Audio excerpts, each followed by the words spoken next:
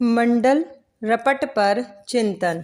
मंडल आयोग की रपट का मामला अब विधि परीक्षण के लिए सर्वोच्च न्यायालय में विचाराधीन है, तो तात्पर्य यह कतई नहीं हो सकेगा कि इस मामले में नागरिकों को सोचने विचारने की कोई आवश्यकता नहीं। हाँ, ऐसा कुछ भी नहीं किया जाना चाहिए जो न्यायिक प्रक्रिया को बाधित करे, लेकिन प्रत्येक ऐसे मामले में जो कि राष्ट्रीय सामाजिक महत्व का हो, सतत और अनवरत जागरूकता जरूरी है। वैचारिक बहस को दखलंदाजी की श्रेणी में नहीं रखा जा सकता। यह सिर्फ एक औपनिवेशिक चरित्र वाली व्यवस्था में ही संभव है कि सरकारी नीतियां बिना बहस और विधि परीक्षण के ही लागू कर दी जाएं और गैर कानूनी नीतियों से होने वाली कैसी भी भीषण और गंभीर क्षतियों के लिए इन्हें कानून की जगह मनमाफिक स्तर पर लागू करने वाले लोगों के विरुद्ध कोई कानूनी कार्यवाही कतई नहीं की जाए। जरा हम कल्पना करें कि मंडल आयोग की रपट को जिस तरह बिना विधि परीक्षण और बहस के ही अकस्मात लागू कर दिया गया और 50 से अधिक छात्र छात्राओं के जीवन इस सरासर गैर कानूनी रपट के आखेट हो गए। अरबों इसमें की राष्ट्रीय संपदा स्वाहा हो गई।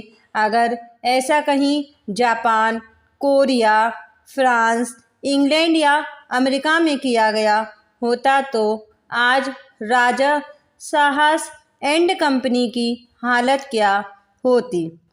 लेकिन चूंकि भारतीय संविधान में पूरे देश को तहस नहस कर देने वाली सरकारी नीतियों की भी खुली छूट है और कैसी भी राष्ट्र विध्वंसक नीतियों के लिए सरकारी तंत्र के लोगों के विरुद्ध कानूनी कार्रवाई के संविधान में कोई व्यवस्था ही नहीं। इसलिए राजा साहब आज भी वहीं अपना जातिवाद का लटराग स्वच्छंद भाव में अलापे चले जा रहे हैं और उन्हें इतनी मोटी सी बात भी समझ में नहीं आ रही कि जातिवाद का मतलब ही कानून के राज्य की अंत्येष्टि है।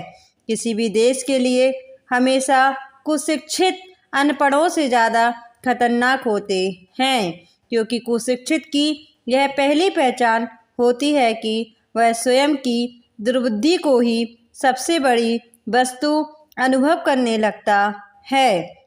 उसमें यह विवेक सरासर नदारद होता है कि जिसे शब्द का विवेक नहीं, उसे वस्तु का ज्ञान असंभव है।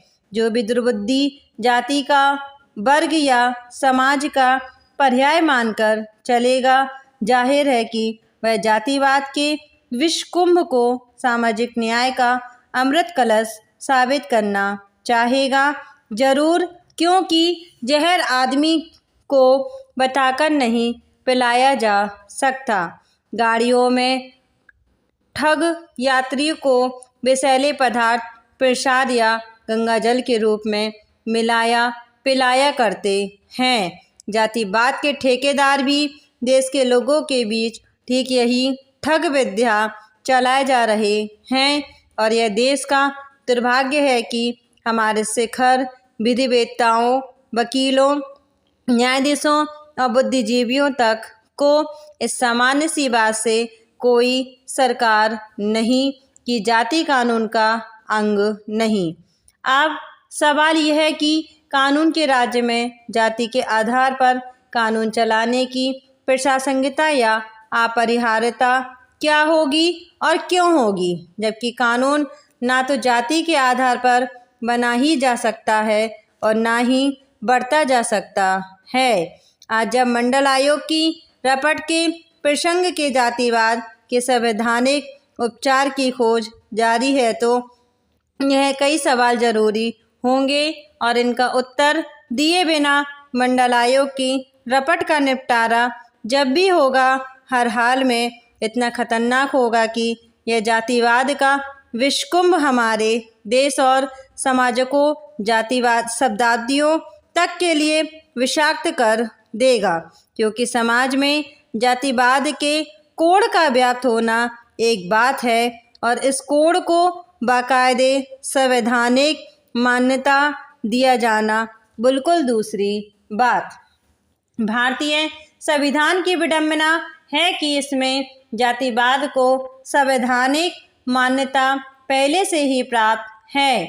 इसलिए अब सर्वोच्च न्यायालय को भी इस यक्ष प्रश्न से निपटना कठिन ही होगा कि संविधान का निषेध कैसे करें, क्योंकि अगर मान्यता दी जा चुकी हो तो अवधि का सवाल गौण हो जाता है। प्रकृति के मामले अवधि से पृथक रूप में तय नहीं हो सकते, क्योंकि अवधि का निर्धारण भी प्रकृति से ही जुड़ा है। अवधि विधि का ही एक अंग है। इसलिए जातिवाद की प्रकृति या प्रवृत्ति का निषेध करके ही अवधि का निषेध भी किया जा सकता है।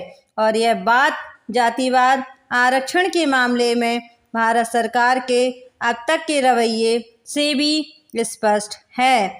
दो मुंडापन सबसे खतरनाक तत्व हैं और यह हमारे संविधान में बाकायदे मान्यता प्राप्त हैं। कोई पूछे कि जब किसी व्यक्ति के ऊंची जाति के दावे को कोई कानूनी या संवैधानिक मान्यता कतई नहीं दी जा सकती, तो नीची या पिछड़ी जाति का होने को संवैधानिक मान्यता कैसे दी जा सकती है।